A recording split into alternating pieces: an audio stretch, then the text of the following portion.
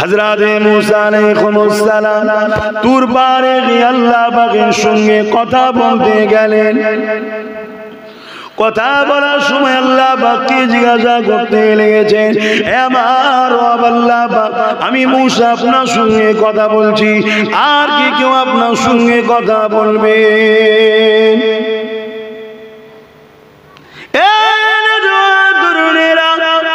আল্লাহ পাক জানিয়ে দিলেন, মুসা রে, তুমি আমার সঙ্গে কথা বলছো এর জন্য তুর পারে আসতে হয়। মুসা রে, তুমি আমার সঙ্গে কথা বলো, বেশিক্ষণ কথা বলতে পারো না, টাইম ফিক্স থাকে, সামান্য কথা হয়। ও হযরত মুসা, তুমি আমার সঙ্গে কথা বলো, তোমার আমার মধ্যে কতটা দূরত্ব আছে জানো? নূরের ৭০,০০০ পর্দা রয়েছে, একটা পর্দা থেকে আর একটা পর্দা হলো ১০,০০০ বছরের রাস্তা। ও হযরত মুসা আলাইহিস সালাম, কিন্তু আমার এক দল স্পেশাল বান্দা বান্দি রয়েছে, তাদের জন্য কোনো জায়গা ফিক্স নাই, পাক পবিত্র জায়গা হলেই হবে। তারা আমি আল্লাহ আমার সঙ্গে কথা বলবে, কোনো টাইম ফিক্স নাই, যতক্ষণ খুশি কথা বলতে পারবে। এবং তারা যখন আমার সঙ্গে কথা বলবে ৭০,০০০ নূরের পর্দাকে সরিয়ে দিয়ে আমি আল্লাহ আমার সঙ্গে ডাইরেক্ট কথা হতে থাকবে। আরো জোরে বলুন সুবহান। মুসা নবী অবাক হয়ে গেলেন, আল্লাহ ওই সৌভাগ্য আমার হলো না? আমি তো এত দূর থেকে কথা বলছি, ওই সৌভাগ্য আমার হবে না আল্লাহ? তারা কারা?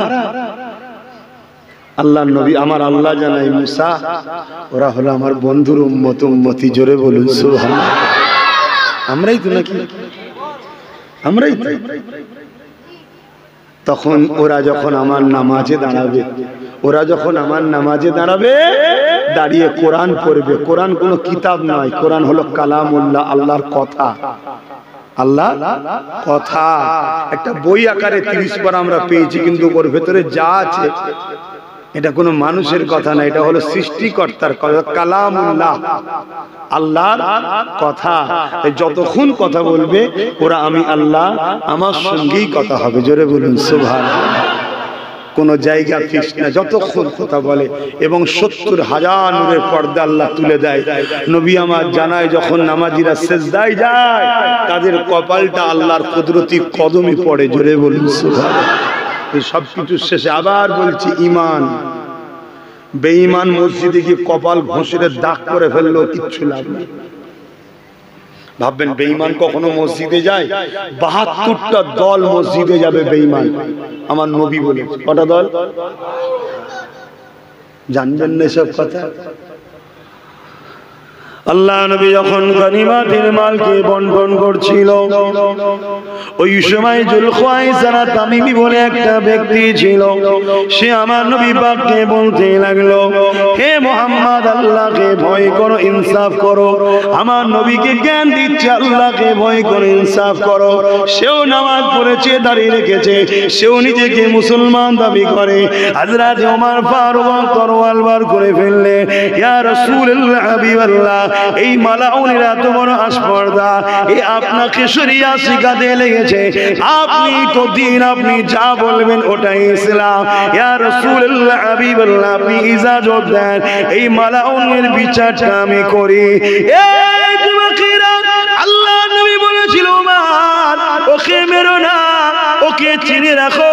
আমি রাসূলুল্লাহ বলি, শোনো, আমার উম্মত উম্মতিদের জানিয়ে দিও, এর নসল থেকে একটা দল বেরোবে, তারা এত সুন্দর নামাজ পড়বে, এ সাহাবারা তোমাদের নামাজ, তাদের নামাজের কাছে হাকির জানা হবে, ছোট মনে হবে। শুনছেন তো? সাহাবাদের নামাজ, সাহাবাদের ঘরে নামাজ পড়ানো শিখেছে কে? আমার দয়ার নবী সাল্লাল্লাহু আলাইহি ওয়াসাল্লাম নিজে, হুজুর পাক নিজে সাহাবাদের বলছে। যদি আমাদের বলতো না, কথা মানা যেত, মানে ভাবা যেত যে এটা নরমাল ব্যাপার। সাহাবাদের বলছে যে তোমাদের নামাজ, তারা এত সুন্দর নামাজ পড়বে, মনে হবে তাদের নামাজের কাছে তোমাদের নামাজটা তুচ্ছ নামাজই হয়নি। সাহাবাদের বলছে। শুনছো যুবকরা, আমি একটা জিনিসের মিশনে বেরিয়েছি, যেমন হোক করে তোমাদের দিলে নবীকে ঢুকাবার চেষ্টা করছে। যদি নবীকে তোমরা পেয়ে যাও কামলিওয়ালার দুয়াতে, আল্লাহ তোমাকে জান্নাত যাওয়ার উপযুক্ত বার তৈরি করেই মত দেবে, তার আগে দেবে না। জোরে বলুন সুবহানাল্লাহ। হ্যাঁ আমি বলে যাচ্ছি, এই জায়গাটা মনে রাখবেন। এর আগে আর একটা কথা বলে দিই, এই জুলখায়সারের কথা মনে রাখবেন, এটা শোনা দরকার। এখন মুনাফিক ভরে গেছে। আল্লাহ নবী বললেন হাতের তালুতে আগুন রাখার থেকেও ঈমান বাঁচানো কষ্ট হবে। ভাই হাতের তালুতে আগুন রাখা কত কষ্ট, রাখতে পারবেন কেউ? এর থেকেও কঠিন হবে ঈমান বাঁচানো। কেন? নবী বললেন আসমানের নিচে জমিনের উপরে সব থেকে নিকৃষ্ট হবে একদল উলামারা। আমার কথা না নবীর কথা? আমি সব উলামাদের কথা বলেছি, কারণ নবী সব উলামার কথা বলে না, একদল সব থেকে নিকৃষ্ট, তার মানে শুকরও আছে কথা বুঝে আসছে? ভাষাটা খারাপ লাগছে না? হুজুর শুকরের সাথে, আরে আমি কে তুলনা করার? আমি কি শরীয়তের মাপকাঠি নাকি? শরীয়ত তোমার নবী, আমার বাপের শরীয়ত নাকি? না আমার দাদুর শরীয়ত? শরীয়ত তোমার রাসূলের। কথা মাথায় ঢুকছে? শুকরের থেকেও নিকৃষ্ট হবে একদল উলামারা। কারা? একদল, সবাই না, একদল। চিনবেন কি করে? আল্লাহ নবী জানাচ্ছেন তাদের সব থাকবে মুখে, হুলকুনির ভেতরে ঢুকবে না। এত সুন্দর কোরআন পড়বে এ সাহাবারা, তোমাদের কোরআন তেলাওয়াত তাদের কোরআন তেলাওয়াতের কাছে হাকির হবে, অর্থাৎ ছোট মনে হবে। তোমরা ভালো পড়তে পারোনি, তারা ভালো পড়ছে মনে হবে, কিন্তু তাদের হুলকুনি দিয়ে কোরআন ঢুকবে না। শুনছেন? এখন তো আমরা পাগলা হয়ে যাই, কোরআন পড়ছে দেখেছিস? একবারও জিজ্ঞেস করেছেন ও কারি সাহেব আমার নবী কি মরা জানো না হায়াতুন নবী জানো? গা জিজ্ঞেস করেছেন? জিজ্ঞেস করুন। এবার দেখুন কি বলছে। যদি বলে মরা, তাহলে জানতে হবে নবী পাকের কথা অনুযায়ী চতুষ্পদ জন্তুর থেকেও নিকৃষ্ট। পড়তে পারে কোরআন সুন্দর, কিন্তু আল্লাহর কোরআন পড়া নেবে না। আর আপনার গ্রামের একটা ছেলে মুরব্বী বাপ ওই ছোটবেলায় বাড়ির পাশে নানি দাদির কাছে পড়েছে না আউযু বিল্লাহি মিন, আগেকার মানুষ পড়তো না? ও ঠিকভাবে পড়তে পারছে না, কিন্তু ওর দিলে থেকে পড়ছে। ওর দিলে কোরআন আছে, ওর দিলে রাসূল আছে, ওর দিলে আল্লাহ আছে। আমার আল্লাহ ওটাকে শুদ্ধ করে নিয়ে নেবে। জোরে বলুন সুবহানাল্লাহ। শরীয়তকে বোঝেন, ইসলাম দিল দেয়, দিল। বড় সুন্দর সুন্দর লোক আজান দিতে পারে, কিন্তু বেলাল যখন আজান দিয়েছে, বেলাল হুজুরকে এত আগুনে ছেঁকা দিয়েছিল জবানে, জানেন? হুজুরকে গরম রড করে উমাইয়া মুখে জিভে ছেঁকা দিত। কেন? আল্লাহকে ডাকতো, নবীকে ডাকতো বলে। আপনাদের ঘরে কেউ ছেঁকা দেয় আল্লাহ রসুলকে ডাকলে? বলবেন তো? কিন্তু যেভাবে ঘুরছেন, যেভাবে উদাসীন হয়েছেন, আগামী দিন ওইটা আসবে। আগে যা বলেছিলাম মিলছে তো? এইভাবে যদি থাকেন উদাসীন, আগামী দিন আসবে। কারা করবে? শাসক করবে। কারা করবে? শাসক। কারণ ইতিহাস বলছে পৃথিবীতে যুগে যুগে ইসলামের সবথেকে বড় দুশমন ছিল দুই শ্রেণীর লোক। এক শ্রেণীর লোক রাজ ক্ষমতা দখল করে যারা অত্যাচার করত, অর্থাৎ জালিম শাসক। সব শাসক না, যারা জালিম শাসক। দ্বিতীয় নম্বর কারা? যারা ধর্মের দোহাই দিয়ে ভণ্ডামি করে। এই দুজন সবসময় এক হয়। আজকে এক হয়েছে না হয়নি? হ্যাঁ, মিডিয়া গুলো খুলে দেখেন, বাপ রে বাপ, বাপ রে বাপ, পুরো দেশ ঘুরে বেড়াচ্ছে বাবাজি। কথা শুনছেন না? আর বাবাজির পিছনে মা তুলে বাপ তুলে মোল্লাদের গাল দিচ্ছে। এটা কি সভ্যতা? এই তুই কিসের ধর্মগুরু? এই জানোয়ার, তুই ধর্মগুরু? তোর তো বলা দরকার ছিল তোর শিষ্যদের মা বাপ তুলে গাল দিচ্ছিস কি? কথা ভুল বলছি? এরা ধর্মের আড়ালে নারী দেহ ব্যবসা করে, ধর্মের আড়ালে নারী দেহ শোষণ করে। আর নারী, ইসলাম বলছে তার পায়ের তলায় জান্নাত। জোরে বলুন সুবহানাল্লাহ। তাই এদের অত্যাচারে নারীরা আমেরিকা বলুন, ব্রিটেন বলুন, জাপান বলুন, দলে দলে সব ইসলামে ঢুকে যাচ্ছে। জোরে বলুন সুবহানাল্লাহ। আমি জানি আমার বলাতে তাদের রাগ হবে, আর আমি এটাও জানি তাদের পিছনে রাজ ক্ষমতাশালী লোকেদের হাত আছে। আমি এটাও জানি তারা হয়তো রাজ ক্ষমতার জোরে আমার উপর জুলুমও করবে। আমি এটাও জানি তারা হয়তো আমাকে মেরেও ফেলতে পারে। তাহলে বলছেন কেন? আমি এটা জানি, জানটা আমার নয়। একে আমি আদর করে যত্ন করে ঘরে আতর গোলাপ দিয়ে রাখলেও রাখতে পারবো না। যেভাবে যাবার, যখন যাবার, যে টাইমে যাবার, যে সেকেন্ডে যাবার, সেই সময় যাবে। পৃথিবীর সব চোর এক জায়গায় হলো, একে এক সেকেন্ড আগে বার করতে পারবে না। এটা যার তিনার হুকুমে। ওই জন্য বলছি কথা মাথায় ঢুকেছে না ঢোকেনি বাস। কিন্তু দুঃখের বিষয়, এভাবে যদি সব ভাই বলতে শুরু করতো, তাহলে আজকে আমার যুব সমাজ চাঙ্গা হতো না? কিন্তু সবাই তো বলছে না। বলা তো দূরের কথা, আমি বলে যাব, কালকে কেউ এসে আমার বিরুদ্ধে বলবে, জালিমের বিরুদ্ধে বলবে না। এরকম বক্তা আছে না? না, দুঃখ নয় এটা, কিন্তু এটা ঘটবে, কিছু করার নেই। এটাও তো আল্লাহর পরীক্ষা, যে আব্বাস ধৈর্য হারা হয় কি দেখবে।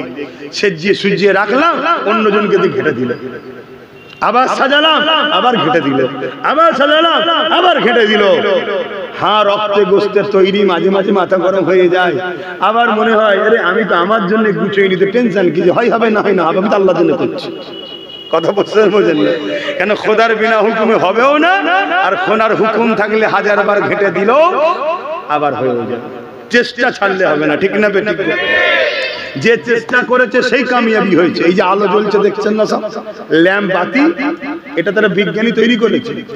উনি যখন এই আলো তৈরি করতে শুরু করে, যুবকরা শোনো, তোমরা তো ধৈর্য হারা হয়ে যাচ্ছে, কি কবে কি হবে না হবে, চল একটু সুযোগে কাজে লাগাই। কি মানে যুবকের আমরা সুযোগ সন্ধানী আছে না? না, মনে রাখবে, অতি চালাকের বুঝবে খনি সময় হলে, যখন তোমাকে মিনহা খালাকনাকুম ওয়া ফিহা নুঈদুকুম ওয়া মিনহা নুখরিজুকুম, তখন বুঝবি আল্লাহ কি হয়ে গেল, আর কিছু করার থাকবে না। তুমি যদি বলো তখন, আরে না, এটাই তো ঈমান। সূরা বাকারার প্রথমেই আল্লাহ বলেছিল বিল গায়েব, গায়েবের উপরে যারা ঈমান এনেছে তারাই তো মুত্তাকি, তারাই তো প্রকৃত ঈমানদার। তো ভাইয়েরা আমার, এই যে আলো তৈরি হয়েছে, বিজ্ঞানী প্রথম রিসার্চ করে করে করে করে অনেক দিনের প্রচেষ্টায় আলোটা তৈরি করলো। যেই বাতিটা জ্বালাতে গেছে, দাম করে বাস্ট হয়ে গেছে। বেচারির মুখ মাই সব কালি লেগে ফেটে চুরে কেটে খুঁটে অবস্থা খারাপ। পরিবার বুঝাচ্ছে, কেন চেষ্টা করছো, পারবে? তোমরা পারবে না। আজকে আমাদেরও পরিবাররা বুঝায়, কি হবে বাবা, পারবি ওদের সঙ্গে লড়াই করে, বুঝাই না? তো বিজ্ঞানী বলছে না, আমি চেষ্টা করব। আবার চেষ্টা করেছে, বেচারি দীর্ঘদিন করেছে। আবার যেই জ্বালায় একদম হুস হুস করে ধোঁয়া হয়ে সব, স্ত্রী বুঝায়, বাচ্চারা বুঝায়, পরিবারের গার্জেনরা বুঝায়, ও কারো কথা শোনেনি। আমি তো নেশা, যে লক্ষ্য, টার্গেট, আলো জ্বালাবো, একবার দুবার, 100 বার, 200 বার, 300 বার, 400 বার, 500 বার করতে পারে না। যেই করে কিছু না কিছু হয়ে খারাপ হয়ে যায়। 999 বার এর মধ্যে স্ত্রী চলে গেছে, ওকে ছেড়ে পালিয়ে গেল। এই পাগলের সঙ্গে কে সংসার করে? ছেলে বলে আলাদা, সবাই আলাদা। ও কিন্তু ওর রিসার্চ করে, ওর ঘরে বসে আছে, বসে করেই যাচ্ছে, করেই যাচ্ছে, করেই যাচ্ছে। 1000-এর মাথায় মাথায় যখন জ্বেলিয়েছে, আলো জ্বলে উঠেছে। তার প্রচেষ্টার ফল কে দিল? আল্লাহ দিল। কথা বুঝে আসছে? আজকে তার আলো পুরো বিশ্বে চলছে। কথা কিছু মাথায় ঢুকলো? তুমি 3 বার ছুটে হেঁটে গেলে হয়? সামনে আরো ছুটতে হবে, আরো ছুটতে হবে, আরো ছুটতে হবে। কি ঠ্যাং ভাঙবে, হাত ভাঙবে, পা ভাঙবে, কত কি হবে রে বাবা। শতশের জানটাও চলে যেতে পারে যদি আল্লাহ লেলায়। অসুবিধা আছে? কেন এমনি যাবে অমনিও যাবে, তো হকের পক্ষে থেকে যাক, অসুবিধা কি আছে? আজ কেন্দ্র সরকার ওয়াকফ বিল করছে, জানেন তো নাকি?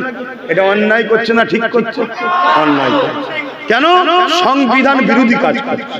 দেশের মাথায় বসে তোমরা যদি সংবিধান বিরোধী করো, তাহলে সমাজের সাধারণ লোক তো রেল লাইনে বোম দেবে। এই মুর্শিদাবাদে বোম দিচ্ছিল, দেখেন না? কিন্তু মুসলমান নয় বলে মিডিয়াটা তো হই হই হয় না। যদি মুসলমান হয়ে যেত, মিডিয়া কোনো খাওয়া দাওয়া সব ছেড়ে দিয়ে এই হয়েছে ওই হয়েছে, ইঁদুর বেরিয়েছে, সাপ বেরিয়েছে, ব্যাঙ বেরিয়েছে, কি একটা করে ফেলতো, বাপ রে বাপ, যেন মনে হবে শোল মাছ দুটো ধরে ফেলেছে। হ্যাঁ, কিন্তু মুসলমান নয় বেচারি, দুনিয়াবি দিক দিয়ে খুব কপাল লাকি, 2 দিন পরেই জামিনও হয়ে গেছে। দুদিন পর কি হয়েছে? জামিন হয়ে গেছে। আর মুসলমান যদি হতো, বোম দিতে হবে না, বোম দিতে হবে না, শুধু যদি একটুখানি এরকম চংমং করে অমনি বলবে সন্দেহ হয়েছে, আইএস এর এজেন্ট মনে হচ্ছে, লস্করে তৈবা আর কি কমনে আছে বলবেন তোরে বাবা, এসব জঙ্গি বলে ছেড়ে দিত। কথা বুঝে আসছে না? হ্যাঁ, দিয়ে তাকে তুলে নিয়ে, এখন তুলে নিয়ে এসে তাকে 10 বছর পরে গোপনে গোপনে খিড়কি দরজা বার করে দিয়ে বলতো, একটা ছোট্ট জায়গায় লিখে দিত, আমাদের সন্দেহটা ভুল হয়েছে।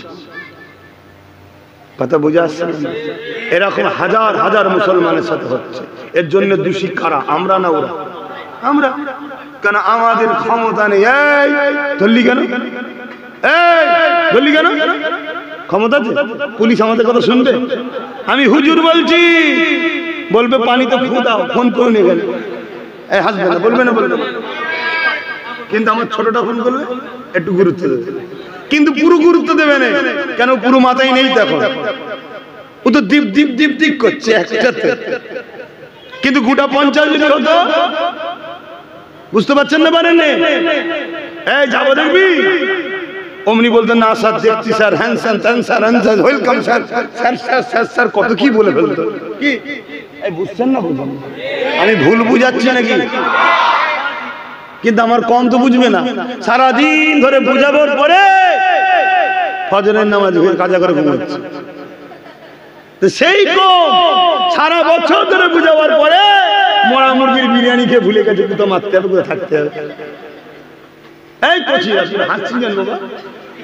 তোদের ভবিষ্যৎ গুলো কানাকর দিকে আছে, আমি তোদের সঙ্গে লড়ছি বা তোদের জন্য তোদের এই চাচাটা লড়ছে।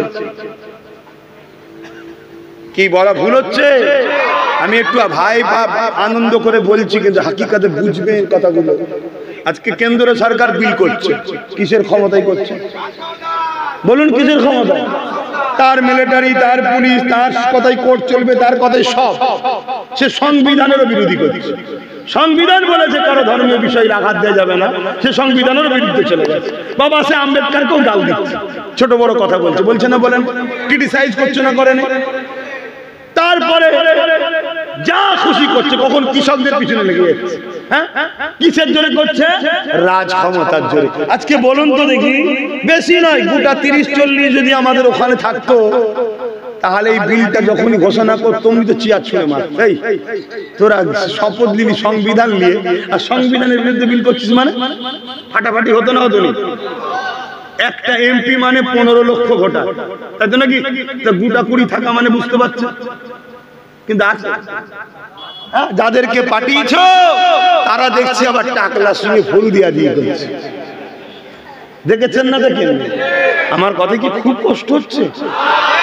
ও আমার মসজিদ লে নিচ্ছে ওরা, আমার কবরস্থান লে নিচ্ছে ওরা, তোমার বুকে ব্যথা হয়নি। আর আমি যখন বলছি গাদ্দার চেন, মুনাফিক চেন, কোন মুসলমানের যদি আমার কথাই কষ্ট হয়, জানতে পারবো মুনাফিক, ওর মধ্যে ঈমান নেই। যদি ঈমান থাকতো 100 বার হলো ভাবতো যে আমি এর সাথে দল করি তো কি হয়েছে, আল্লাহ ও রসুলের আগেইরা নয়। আমি এর সঙ্গে বিজনেস করি তো কি হয়েছে, আল্লাহ ও রসুলের আগে নয়। আমি ওর সঙ্গে আত্মীয়তা করেছি তো কি হয়েছে, আল্লাহ ও রসুলের আগে নয়। যতদিন দল আল্লাহ ও রসুলের বিরোধী করেনি, ততদিন তার সাথে থাকবো। যেই বিরোধী করবে দলকে ডিভোর্স দাও। ঠিক না বেটি? কিন্তু এরপরও যদি কোনো মুনাফিক মুসলমান সমালোচনা করে, জানতে হবে মুনাফিক। কিন্তু আমি বলবো মানুষ মাত্র ভুল হয় না, জানতে না আলাদা কথা। ফিরে আসো, তওবা করো, পরিবর্তন হও। আল্লাহ ভুল করেছি, আল্লাহ ভুল করেছি, আল্লাহ ভুল করেছি। 300টা লাঠি আছে, সব দিউনি। দরকার হয় খুব ভালো লাগে 250 দিয়ে দাও, 250 হলো হাতে রাখো। হতে পারে একদিন ডিফেন্সের কাজে লাগবে। আর সব দিয়ে ফেললে মেরে পাঠ করে ফেলবে, কিছু করার থাকবে না। বুঝতে পারছো? আমার জলসায় বাধা হবে না তো কার জলসায় হবে? যারা এসে বলবে ওসব করুনি, ওসব করুনি, আমি যা বলছি শোনো, সবাই মিলে এদিক ওদিক করুন, ইনার সাথে থাকো, তাদের জলসা বেশি বেশি হবে, তাই না? কিন্তু উনি তো ভেতর থেকে এগিয়ে বসে আছে, উনি তো খেয়ে বসে আছে। তোমার ছেলেগুলো কি হবে? এই যে এদের কি হবে? একটা ছেলে এত বছর ধরে হয়ে গেল, এত যখন মহব্বত মুসলমানদের উপরে, কটা ছেলেকে জজ করেছো বলো? কটা ছেলেকে আইপিএস অফিসার বানিয়েছো বলো ক্ষমতায় থেকে? প্রশ্ন না প্রশ্ন না? কটা ছেলেকে উকিল করেছো ক্ষমতায় থেকে বলো? কটা ছেলেকে আইপিএস অফিসার বানিয়েছো বলো? কটা ছেলেকে ডিএম করেছো বলো? মুসলিমদের কটা ছেলেকে ভিডিও বানিয়েছো বলো? আছে, কিন্তু আমি দেখিয়ে দেবো কয়েক লক্ষ গুন্ডা তৈরি হয়েছে নতুন করে, সব মুসলমানের ছেলে। এবারে ওই ছেলেগুলোকে এখন বলছে এ ওখানকার জঙ্গি, এ ওখানকার জঙ্গি, এ ওখানকার জঙ্গি বলে সব তুলে যাচ্ছে। কথা মাথায় ঢুকছে? হ্যাঁ, আমেরিকায় তৈরি করেছিল আল কায়দা। কে তৈরি করেছিল? আমেরিকা। হিলারি ক্লিনটন নিজে বলছে, গল্প বলছিনি, গুগল সার্চ করো সব তথ্য। হিলারি ক্লিনটন বলছে যে এমন করে, ও তুমি কাজ করছো, চালি যা, তুমি জলসা শুনছো না কি করছো? ওটা কোথা মিডিয়ার লোক নাকি? মিডিয়ার লোক? মানে হ্যাঁ কি না বলি, আস্তে এদিকে শোনাই শোন, তুমি মিডিয়ার লোক? আচ্ছা ছেড়ে দাও, বস। আমি কি ওয়াজ করছি তুমি শুনছো ভাই? শুনছো তো নাকি? হ্যাঁ, মন দিয়ে শুনো। আর যদি মনে হয় যে আমাকে কেউ পাঠিয়েছে করতে হবে, এখানে একদম স্পষ্ট চলো।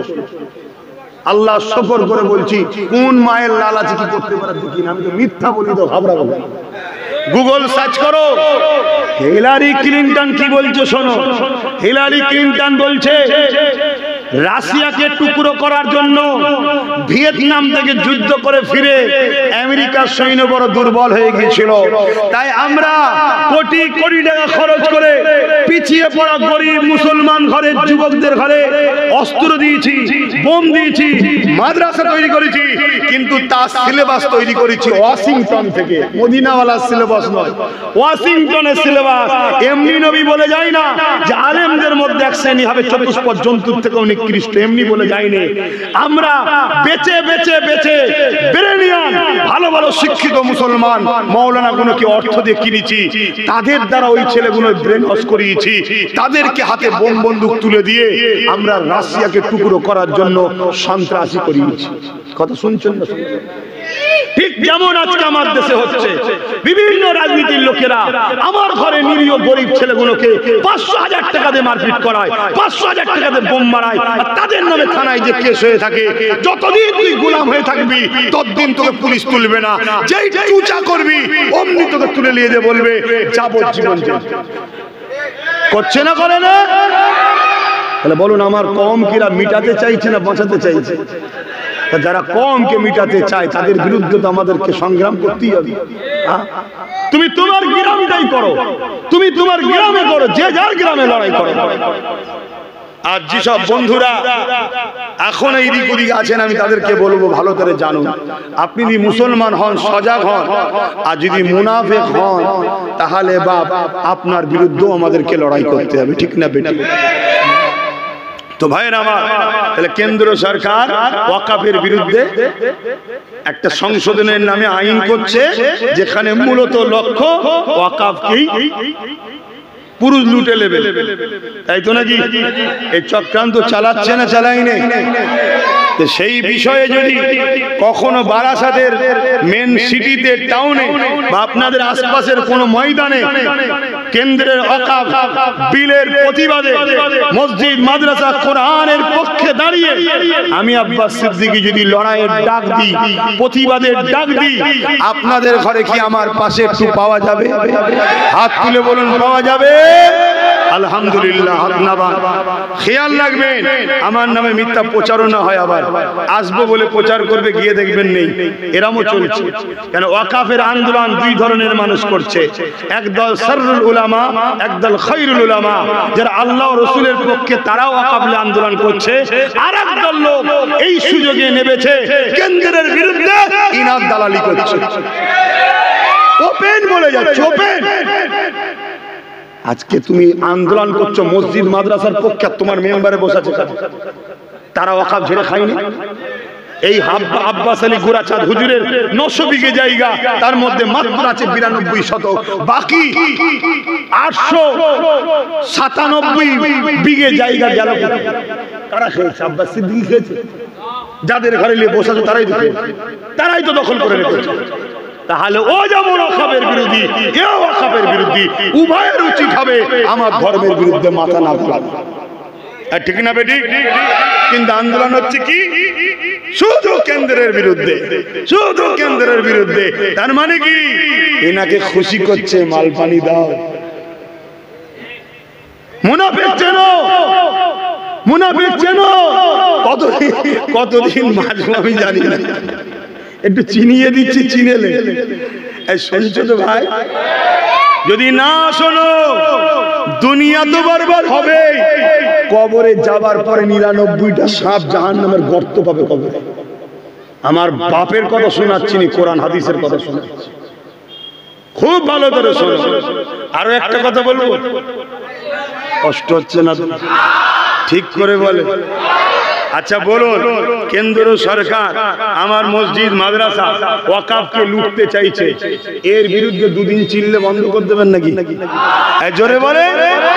কৃষকদের বিরুদ্ধে একটা আইন করেছিল কেন্দ্র সরকার, জানেন তো নাকি?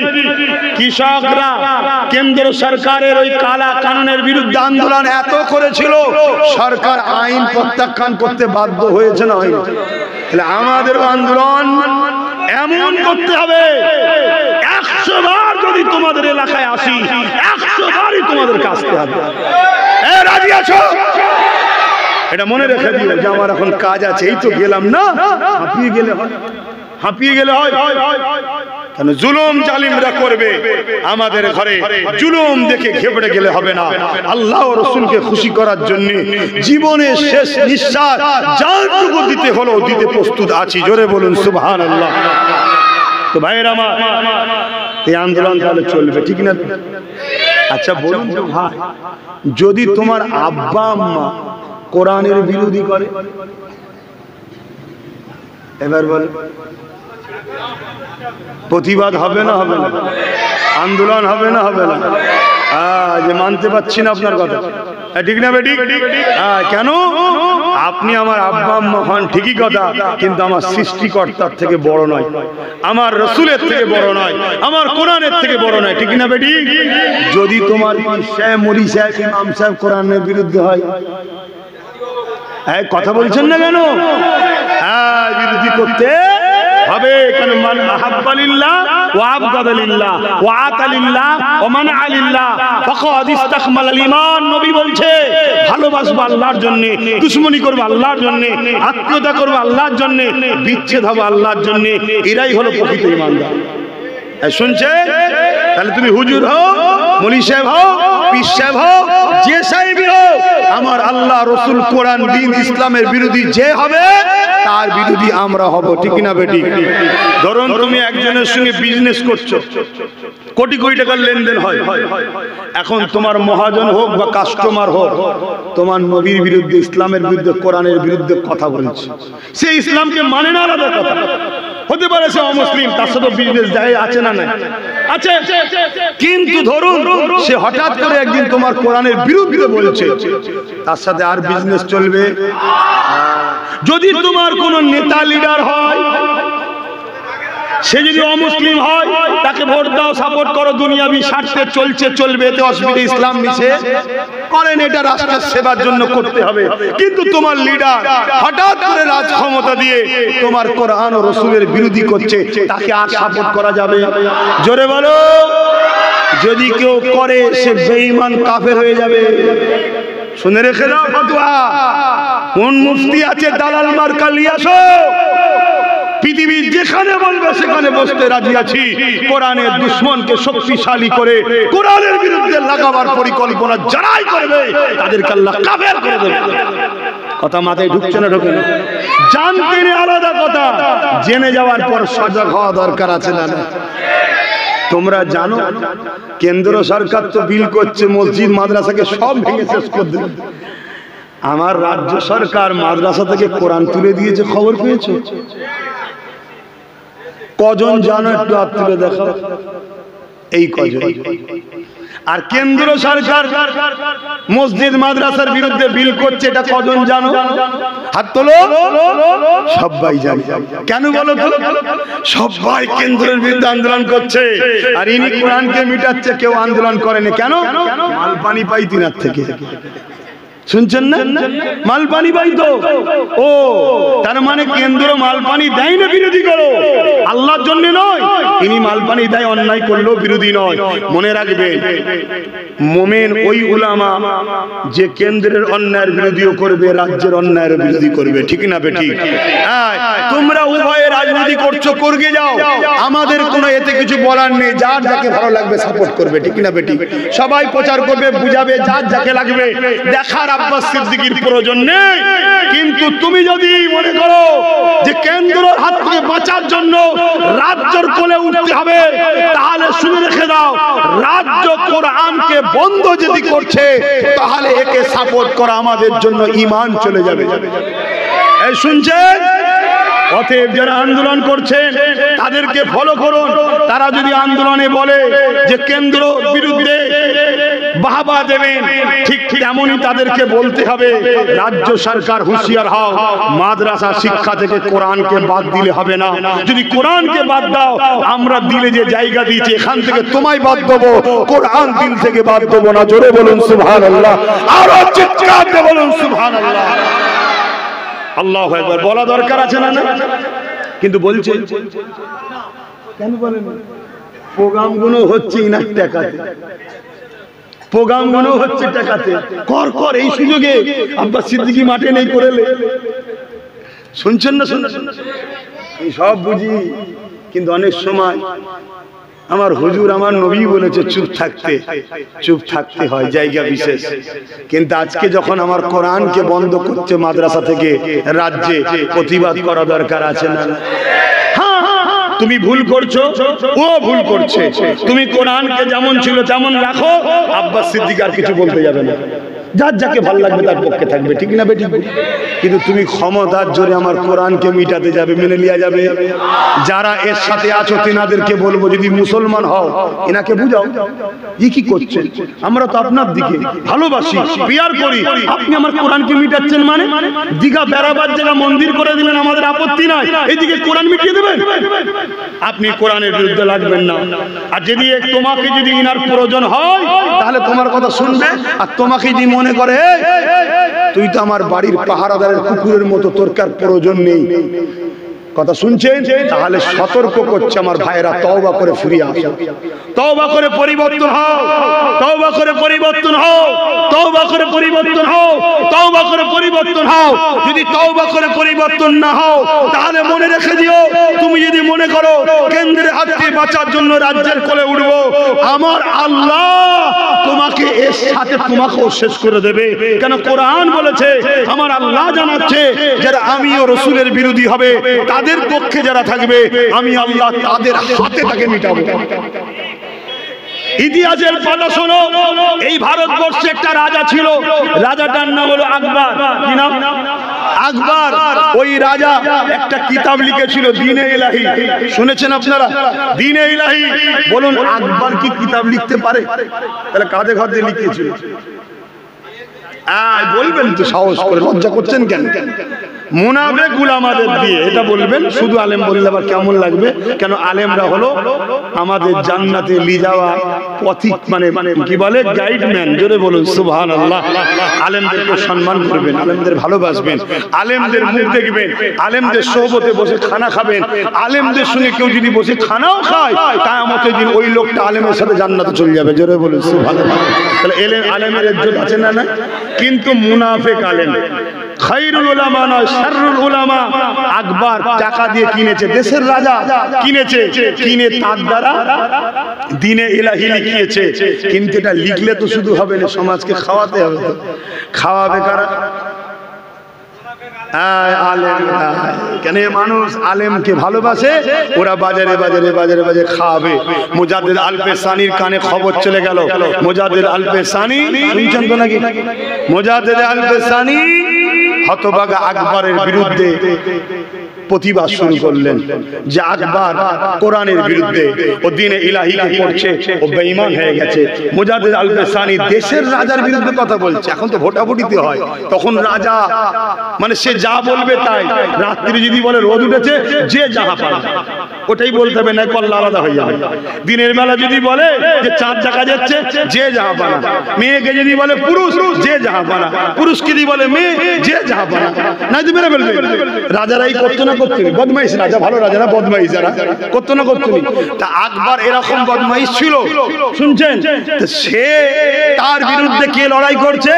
মুজাদ্দিদ আল পেসানি, একজন বয়স্ক বুজুর্গ আলেমে দ্বীন এবং তরিকার পীরানে পীর, জোরে বলুন সুবহানাল্লাহ। তিনি প্রতিবাদ শুরু করলেন। এই প্রতিবাদ যখন শুরু হয়েছে, হতভাগা আকবর মুজাদ্দিদ আল পেসানি হুজুরকে চারিদিক দিয়ে দমাবার চেষ্টা করেছে, কিন্তু মুজাদ্দিদ আল পেসানিকে দমাতে পারেনি। কেননা মুজাদ্দিদ আল পেসানির সঙ্গে আমার আল্লাহ ছিলেন, জোরে বলুন সুবহানাল্লাহ। তো মুজাদ্দিদ আল পেসানিকে আকবর একদিন চ্যালেঞ্জ দিল, কি চলো লড়াইয়ের ময়দানে আসো, তোমার সঙ্গে লড়াই হবে। মুজাদ্দিদ আল পেসানি সবাইকে জানিয়ে দিল, আকবরও জানিয়ে দিল। মুজাদ্দিদ আল পেসানি ময়দানে গেল। ময়দানে গিয়ে মুজাদ্দিদ আল পেসানি চোখে পানি, অবাক হয়ে দেখছে। কি দেখছে? হতভাগা আকবরের দিকে বড় বড় নাম করা মুফতি, মৌলানা, পীর সাহেব, পীর যারা বড় বড় খানকায় বসে থাকা, সব আকবরের দিকে, আর মুজাদ্দিদ আল পেসানির দিকে গুটি কত আলেম উলামা। কেন? মুজাদ্দিদ আল পেসানি তার পিছনে মিলিটারি আছে, ফোর্স আছে, আর টাকা দিয়ে কিনে নিয়েছে। আলেমরা ভাবছে আকবরের দিকে সব আছে। আলেমরা ভাবছে আকবরের বিরোধী করলে আমাকে জেল দেবে, আমাকে কি বলে পয়সা দেবে না, জুলুম করবে। সব আকবরের পক্ষে চলে গেছে।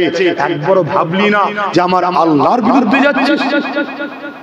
মুজাদ্দিদ আল পেসানি দোয়া করলেন, আল্লাহ আপনি তো বলেছেন হকের হাকিম আপনি, যার কেউ নেই তার সাথে আপনি আছেন। আয় আল্লাহ, আমি মুজাদ্দিদ আল পেসানি আপনার কাছে সাহায্য চাই। আমি আজকে দেখতে চাই আপনি আমাদের সঙ্গে আছেন। এই সময় যদি সাথ না দেন তো কবে আর সাথ দেবেন? আল্লাহ আপনি আমাদের সাথ দেন। মুজাদ্দিদ আল পেসানির দোয়া কবুল হয়ে গেল। বিশাল তুফান ওটা শুরু হলো।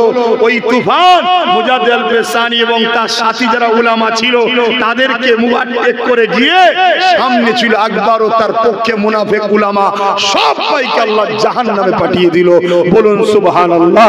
আর আমার আল্লাহ এই বিপদ থেকে মুজাদ্দিদ আল পেসানিকে রক্ষা করলেন, জোরে বলুন সুবহানাল্লাহ। পাগুটি বসে কথা মাথায় ঢুকছে না? ভাইয়ের আমার, তাহলে বলুন আমার কোরআনের কেউ বিরোধী করবে, আমার মসজিদের বিরোধী করবে, আমরা বলবো না? একটু হাঁকি না বলবো তো? এবারে মানুষ মাত্র ভুল হতে পারে। ইমাম সাহেব, মৌলানা সাহেব, মুফতি সাহেব আগে ভালো মনে করেছিল, সাথ দিয়েছিল, হতে পারে, ঠিক না বেটি? কিন্তু আজকে যে কোরআনের বিরোধী করছে ওনাকে বোঝানো দরকার আছে না, যে আপনি এটা ভুল করছেন, আপনি কোরআনকে রেখে দেন। তাহলে আমি আব্বাস সিদ্দিকী কাল বলতে আসবো না? আমার কেন বলার লাইন আছে কোথায়? কথা ঠিক না বেটি? আর তুমি যদি কোরআনকে মিটাতে চাও গায়ের ক্ষমতা দিয়ে, তাহলে আমাকে তো লড়াই করতেই হবে, আমাকে তো বুঝাতেই হবে। 10টা মোমেন্ট থাকে, 10 জনকে লড়বো। মুজাদ্দিদ আল পেসানির পাশে অল্প ছিল, মুজাদ্দিদ আল পেসানিরই উত্তরসূরি আমরা, আমাদের দিকে অল্প থাকবে। যদি আমার আল্লাহ জালিমের লড়াইয়ে আমাদের শহীদের দরজা দেয়, আমরা শহীদ বরণ করে জান্নাতে যাব। আর যদি গাজী বানায় দুনিয়া আখিরাতে সম্মান পাবো, জোরে বলুন সুবহানাল্লাহ।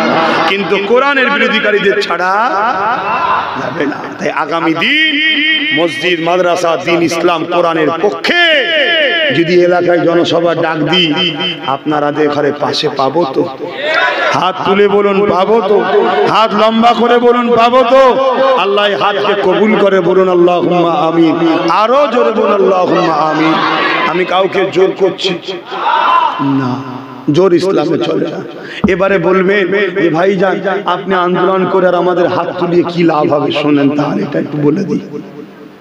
হযরত ইব্রাহিম আলাইহিস সালামকে পৃথিবীর রাজা নমরুদ যখন আগুনে ফেলে দিতে গিয়েছিল, মনে রাখবেন আমার আল্লাহ নমরুদকে রাজত্ব দিয়েছিল, কিন্তু রাজত্বের অন্ধকারে পড়ে রাজত্বের ক্ষমতায় অন্ধ হয়ে গিয়ে নমরুদ আল্লাহর বিরুদ্ধে লেগে গিয়েছিল। এ যুবকেরা, নমরুদ আল্লাহর সঙ্গে যুদ্ধ করতে চেয়েছিল, আমার আল্লাহ তিনি তিনার বাহিনী পাঠিয়েছিলেন, ক্ষুদ্র বাহিনী মশাকে পাঠিয়েছিলেন, ওই মশা দ্বারা নমরুদ বাহিনীকে আল্লাহ মিটিয়ে দিয়েছিলেন। এমন করে কাবাকে ভাঙতে এসেছিল আবরাহা বাদশা, ওই আবরাহা বাদশাকে মিটাবার জন্য আমার আল্লাহ আবাবিল পাখিকে পাঠিয়েছিল। ওই আবাবিল পাখি ছোট ছোট পাথর মুখে করে বগলে করে নিয়ে এসে ডানার তলে উপর থেকে ফেলে দিয়েছিল। আবরাহা বাহিনী, হাস্তি বাহিনীও বলা হয়, তারা হাতির উপরে চেপে এসেছিল। ওই হাতির পেট ফুটো করে, মাথা ফুটো করে, এমন করে হাস্তি বাহিনীকে আমার আল্লাহ ক্ষুদ্র ক্ষুদ্র পাখি দ্বারা মিটিয়েছিল। আমার আল্লাহ বিশ্বকে দেখিয়েছে বড় বড় জালিমকে মিটাবার জন্য আমার ক্ষুদ্র ক্ষুদ্র সেনায় যথেষ্ট। সেই আল্লাহর বিরুদ্ধে যাবেন নাকি আপনারা? যদি যান একবার ট্রাই করে দেখবেন নাকি মিটিয়ে দেবে আল্লাহ, মিটিয়ে দেবে। সাবধান হও, পরীক্ষা চলছে, ধৈর্য ধরো, মজবুত হও। হযরত আব্বাজান ইব্রাহিম খলিলুল্লাহকে যখন নমরুদ আগুনে ফেলতে যাবে, এমন সময় জিবরাইল আলাইহিস সালাম এসে আব্বাজানকে যে চরকি করে ঘুরিয়ে ঘুরিয়ে ফেলছিল, কেননা আগুন এত তীব্র ছিল, ওই আগুনের কাছে কেউ যেতে পারছিল না, তাই একটা চরকি করে দড়িকল করে ছুঁড়ে ফেলে দেবে। ওই দড়িকলটাকে, কপিকলটাকে জিবরাইল আলাইহিস সালাম ধরে ফেললো, আর ঘোরাতে পারছে না। জিবরাইল আলাইহিস সালাম বলতে লেগেছে, ও হযরত ইব্রাহিম আলাইহিস সালাম, আপনি কি জানেন আপনাকে কোথায় ফেলা হচ্ছে? ইব্রাহিম নবী বলে, জানি, আগুনে ফেলা হচ্ছে। আপনি কি জানেন আগুনের কাজ কি? ইব্রাহিম নবী বলে, হ্যাঁ জানি, আগুন পুড়িয়ে ছারখার করে দেয়। ও হযরত ইব্রাহিম, এই কঠিন সময় আপনার কি কোনো সাহায্য লাগবে? বলুন, আমি সাহায্য করব। তোমার আমার আব্বা ইব্রাহিম নবী মুসলমান দাবি করলে শুধু হয় না, বাপের সন্তান বললে শুধু হয় না, কিছু তো বৈশিষ্ট্য থাকা দরকার। ইব্রাহিম আলাইহিস সালাম বলেছিলেন, এ হযরত জিবরাইল, খবরদার ডিস্টার্ব করবেন না আপনি আমাকে, এই সময় আপনি আমাকে বিরক্ত ডিস্টার্ব করবেন না, আপনি যান যান যান। আমার আল্লাহ প্রেমের পরীক্ষা নিচ্ছে ইব্রাহিমের। আমি আমার আল্লাহর জন্য একবার নয়, হাজারবার আগুনে পুড়তে রাজি আছি। আরো জোরে বলুন সুবহানাল্লাহ।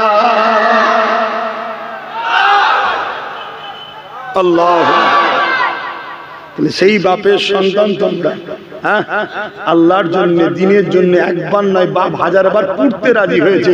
আপনারা হাজারবার হকের পক্ষে দাঁড়িয়ে চিল্লাতে পারবেন না? পারবেন না?